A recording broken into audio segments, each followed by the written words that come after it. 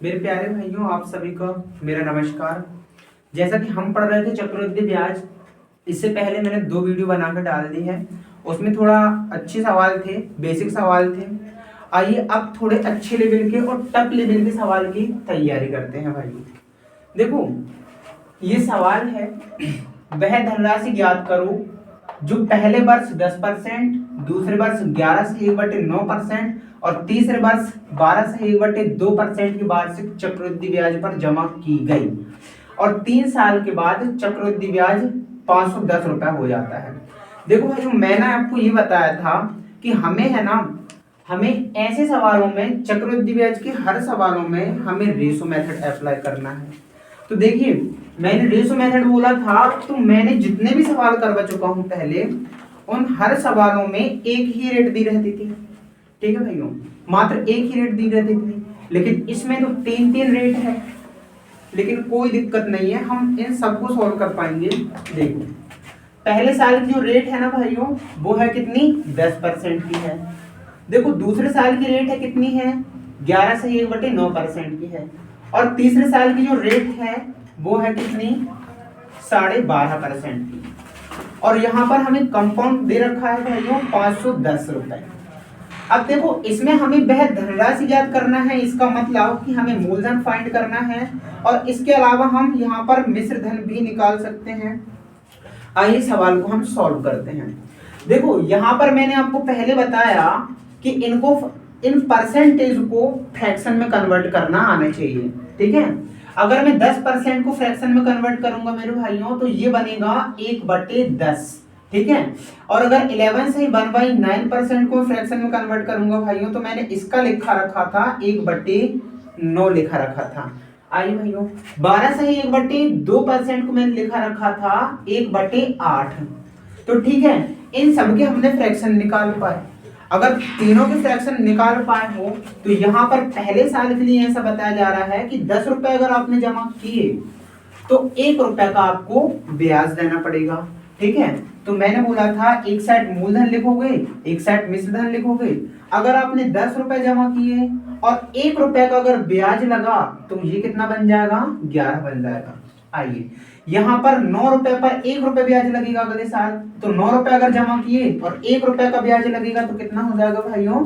10 रुपए हो जाएगा, है ना। इसके अलावा यहाँ पर रेट कितनी? 1/8 है। यहाँ पर 8 रुपए पर 1 रुपए का ब्याज लगेगा। 8 रुपए पर 1 रुपए का ब्याज लगेगा। कहने का मतलब, अगर 8 रुपए तुमने दिए उधार, तो 1 रुपए ब्याज लगेगा, कितना बनेगा? 9 बनेगा। ऐसे सवालों में रेशो मेथड में अगर आमने सामने का कुछ भी कट रहा है तो उसको हम काट देंगे। देखिए, यहाँ पर 10 से 10 कट जाएगा, यहाँ पर 9 से 9 कट जाएगा, तो हमारा जो मूलधन आएगा वो आएगा 8 रुपए का। और यहाँ पर मिश्रधन की अगर बात करेंगे तो मिश्रधन हो जाएगा कितना? 11। और अगर हम कंपाउंड इंटरेस्ट अगर बनाने की बात करेंगे तो 8 रुपए से 11 रुपए बना। कितना? 8 रुपए से 11 रुपए बना। तो कहने का मतलब कंपाउंड ब्याज कितना लग गया होगा? यहाँ पर 3 रुपए का लग गया होगा। अब देखो, मैंने आपसे बताया था कि या तो वो सवालों में हमें क्या देगा? मूलधन देगा, या फिर देगा वो हमें मिश्रधन, और या फिर वो देगा हमें कंपाउंड इंटरेस्ट। तो देखिए, इन तीनों में से कोई एक चीज दे रखी होंगी।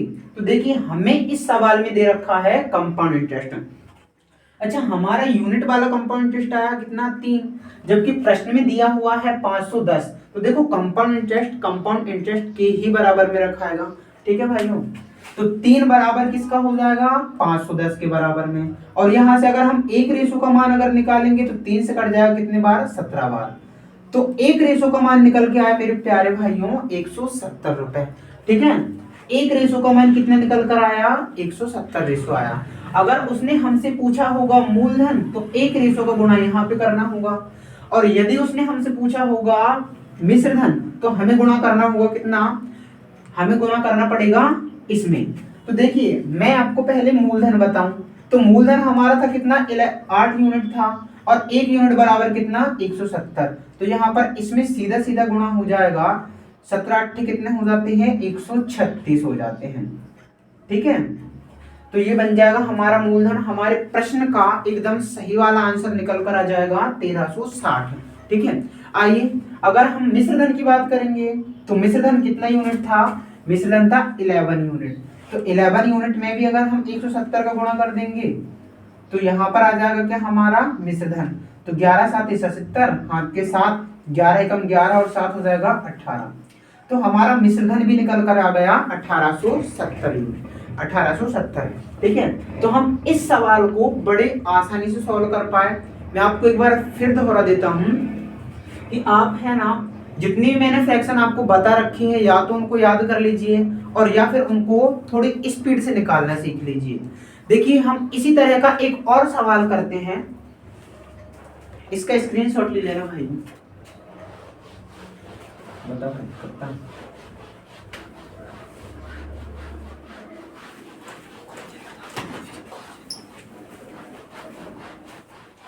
इसी तरह का एक और सवाल करते हैं। अगर मैं आपको पहले वर्ष के लिए रेट दे दूं, पहले वर्ष के लिए रेट दे दूं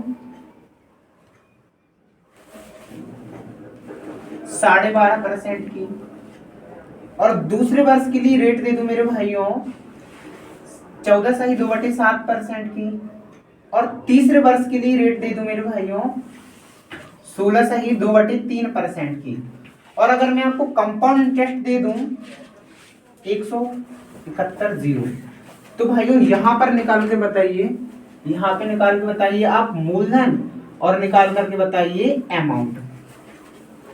देखो हम इस सवाल को भी बिल्कुल रेशो मेथड से सॉल्व करते हैं। देखो 12.5% की फ्रैक्शन क्या निकल के आई भाइयों, 1/8 निकल कर आएगी।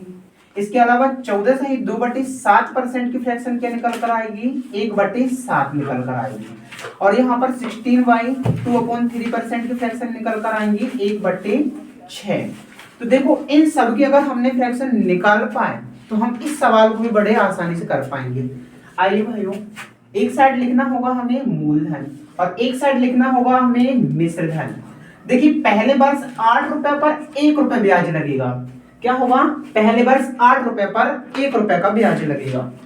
ठीक है, अगर 8 रुपए पर 1 रुपए का ब्याज लगा तो कितना बनेगा, 9 रुपए बनेगा। और दूसरे साल 7 रुपए पर 1 रुपए ब्याज लगेगा, दूसरे साल 7 रुपए पर 1 रुपए ब्याज लगेगा तो 7 से बन जाएगा कितना, 8 बन जाएगा। बट तीसरे साल 6 रुपए पर 1 रुपए ब्याज लगेगा। अगर तीसरे साल 6 रुपए पर 1 रुपए ब्याज लगेगा तो 6 रुपए से 1 रुपए बढ़कर हो जाएगा कितना, 7। मैंने बताया था कि आमने सामने की जो वैल्यू कट रही हो, आमने सामने की जो वैल्यू कट रही हो उन्हें काट देना। तो 8 से 8 कट गया और 7 से 7 कट गया। इसके अलावा ये भी कुछ कट रहा है, ये कट जाएगा, 3 से 3 दूनी 6 और ये हट जाएगा 3 त्रिका 9। तो देखो मूलधन हमारा आ गया कितना, 2 रेशो, और मिश्रधन हमारा आ गया कितना, 3 रेशो का। ठीक है, अगर हम कंपाउंड इंटरेस्ट अगर निकालना चाहें तो 2 रुपए से 3 रुपए हुआ, मतलब कंपाउंड इंटरेस्ट कितना यूनिट बना, 1 यूनिट बना। ठीक है, प्रश्न में कंपाउंड दिया था 1710 यूनिट और यहां पर कितना है, 1, तो 1 के बराबर में हो जाएगा 1710। अब हमसे अगर उसने पूछा है मूलधन तो हम इस 1 यूनिट का गुणा यहां पर कर देंगे। ठीक है, 1 यूनिट का गुणा यहां पर कर देंगे तो ये आ रहा होगा हमारा आंसर कितना, 2 एकम 2, 2 7 14, हाथ के 1, 2 एकम 2 1 3। तो हमारा मूलधन निकल कर आ गया कितना, 3420। और ऐसे हम मिश्रधन भी निकाल लेंगे। तो मिश्रधन कितने यूनिट था, 3 यूनिट, तो 3 यूनिट में भी गुणा कर देंगे हम 1710 का। इसका आंसर निकल कर आएगा 3 एकम 3, 3 7 21, हाथ के 2, 3 एकम 3 और 2 5। तो मिश्रधन निकल कर आ गया 5130 यूनिट, 5130। तो इस सवाल को हम भी बड़े आराम से कर पाए। चलिए एक और सवाल करते हैं। कप्तान बता,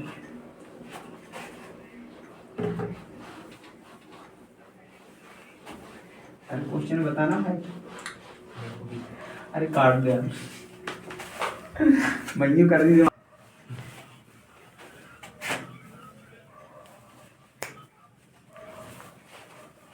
आइए मित्रों एक सवाल और सॉल्व करते हैं।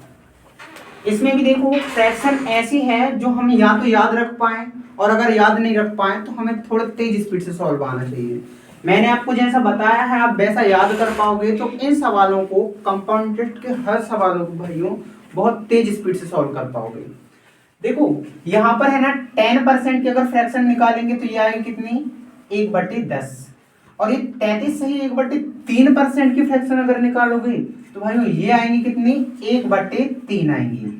और ये 9 सही 1/11% की अगर आप फ्रैक्शन निकालोगे तो ये आएगी कितनी 1/11। जैसा कि मैंने आपको बताया था एक साइड हम लिखेंगे मूलधन और एक साइड हम लिखेंगे मिश्रधन। ठीक है, तो यहाँ पर पहले वर्ष 10 रुपए पर 1 रुपए ब्याज लगेगा। ठीक है, पहले साल 10 रुपए पर 1 रुपए ब्याज लगेगा, तो 10 पर अगर 1 रुपए ब्याज लगेगा तो मिश्रधन कितना बन रहा होगा भाइयों 11 बन रहा होगा। ऐसे ही दूसरे साल 3 रुपए पर 1 रुपए ब्याज लगेगा। अगर 3 रुपए पर 1 रुपए ब्याज लगेगा तो 3 रुपए से बन रहा होगा कितना 4 रुपए। ठीक है, और इसके अलावा तीसरे साल 11 रुपए पर 1 रुपए ब्याज लगेगा, तो 11 रुपए पर अगर 1 रुपए ब्याज लगेगा तो 11 से बन रहा होगा कितना 12 रुपए। आइए मैंने बोला आमने सामने का जो कट रहा है उसे काट दीजिए, और अगर नहीं कट रहा है तो सीधा उसका गुणा हो जाता है। ठीक है, अगर आमने सामने का देखो 11 से 11 कट गया, 3 से कट जाएगा कितनी बार ये 4 बार कट जाएगा, ये 2 से कट जाएगा 2 बार, ये 2 से कट जाएगा 5 बार, तो हमारा मूलधन आ गया कितना 5। और यहाँ पर अगर मिश्रण की बात करेंगे 4 दूनी 8 आ गया। ठीक है, 8 आ गया। इसके अलावा यहाँ पर अगर हम कंपाउंड इंटरेस्ट की बात करेंगे तो कंपाउंड इंटरेस्ट कितने यूनिट आ गया 3 यूनिट आ गया है ना, कंपाउंड इंटरेस्ट 3 यूनिट आ गया। अब मैंने बोला था प्रश्न में या तो मूलधन देगा हमें, या फिर मिश्रधन देगा, या फिर हमें कंपाउंड इंटरेस्ट देगा। हमें जो चीजें दे रही होंगी उसी के हमको बराबर कर देना है। देखिए इस सवाल में हमें कंपाउंड इंटरेस्ट दे रखा है, अगर कंपाउंड इंटरेस्ट दे रखा है तो हमें कंपाउंड इंटरेस्ट के ही बराबर रख देना है, तो 3 के बराबर में हो जाएगा 1140।